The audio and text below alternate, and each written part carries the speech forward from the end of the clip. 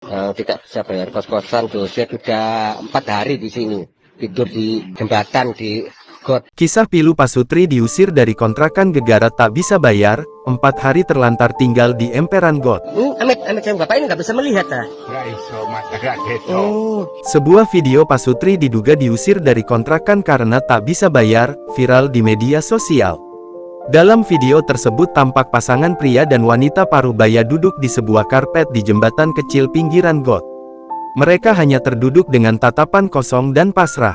Terlihat mereka membawa beberapa tas yang diduga berisi sejumlah pakaian sehari-hari mereka.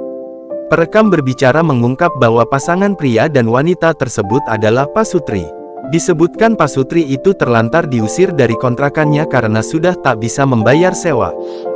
Ini ada 2 Pasutri, ibu dan bapak atau siapa namanya ini.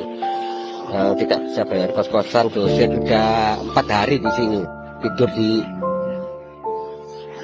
jembatan di got. Perekam menyebut Pasutri tersebut sudah 4 hari tidur di emperan pinggiran got tersebut. Saat ditanya perekam, ibu parubaya itu mengaku dirinya sudah 4 hari tinggal di pinggiran got tersebut. Diketahui Pasutri tersebut bernama Mbah Beni dan Mbah Satupa. Rupanya selama ini mereka hanya tinggal berdua karena tak memiliki anak. Kemudian perekam bertanya alasan tinggal di emperan tersebut. Mulanya sang ibu mengaku alasan tinggal di sana karena sumpah. Hingga akhirnya Mbah Beni mengaku mereka terlantar karena diusir tidak bisa membayar kontrakan. Kalau pokok dengan temeriki, nggak iso apa, nggak iso bayar kos-kosan.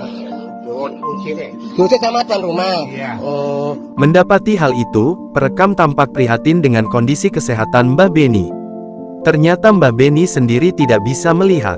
Ia mengaku juga sedang sakit hernia dan diabetes. Diketahui, video tersebut pertama kali viral usai dibagikan dalam akun Instagram @gerakmenebarkebaikan, pada Sabtu tanggal 17 Februari tahun 2024. Sejumlah warganet bersimpati dengan kondisi yang dialami Pasutri tersebut.